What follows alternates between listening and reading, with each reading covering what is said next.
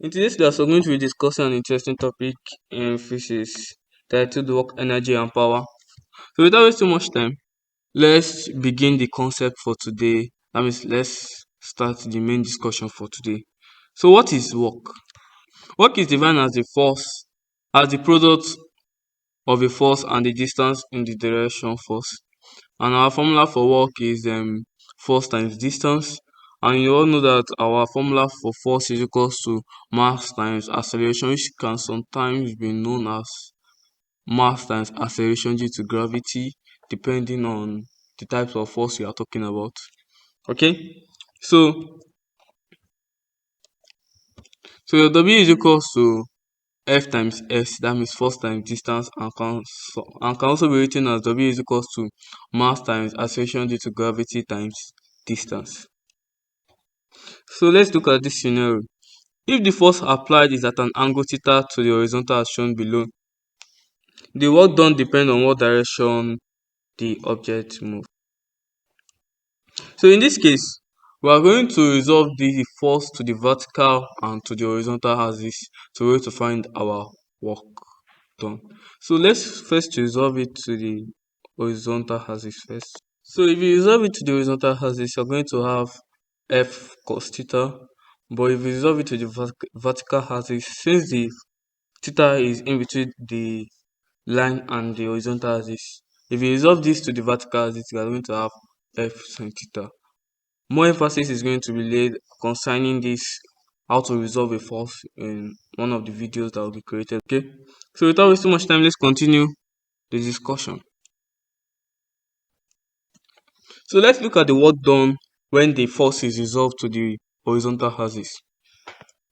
So W is equals to F cos theta times S.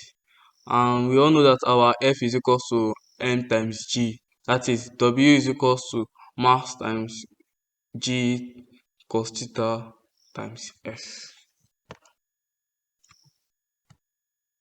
So if you resolve the box to the vertical axis, you are going to have W is equals to F sin theta times S. And you can also have W is equals to mg sin theta times S. Some of you may be wondering why we're using acceleration due to gravity, not normal acceleration, since the formula for force is mass times acceleration. Okay, well, in that scenario is going to be discussed in the next video regarding this topic, so that to avoid confusion, because we're only dealing with the introduction to work, energy, and power in this video. And in our next video, or the one coming after the next one, we're going to be doing discussing calculations under this topic. And in that case, you need to understand what all this is all about. That is the reason for this introduction class. Okay, so without wasting much time, let's continue. So our F is equals to force in Newton, and our distance or displacement. So our M is equals to mass in kilogram, and our G is equals to acceleration due to gravity, and the unit for that is meter over seconds raised to power 2. In this case, the S in this case is our seconds, not our distance. I'm sorry for confusing you guys with the unit, but in the unit, the S is our seconds, while in the formula, the S is our distance. Please don't get confused or anything. Okay, so our work is measured in joules. So let's look at the next section of this class. Let's look at energy. So what is energy? Energy is the capacity to do work. And for the purpose of this class, we're only going to be discussing or just laying a little emphasis on kinetic energy and potential energy.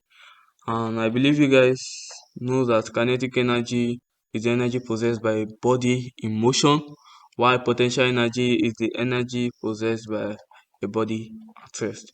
So what is the formula for kinetic energy? Our formula for kinetic energy is K dot E is equals to 1 over 2 mv squared, where our V is our velocity, our M is our mass. Okay, so let's look at the formula for potential energy. The formula for potential energy is P dot E is equals to mgh, where our m is our mass, our g is our acceleration due to gravity, and our h is our height. Okay,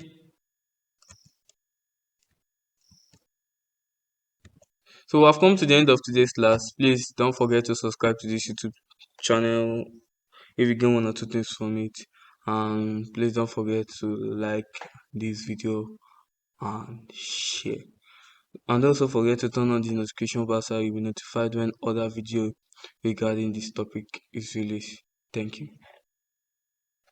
To reduce the size of this video, we have moved the discussion for power to our next video, and after that we're going to be discussing, or we're going to be applying this principle we have gained from all this discussion into a mathematical problem. Okay, so see you in our next class. Thank you. Bye for now.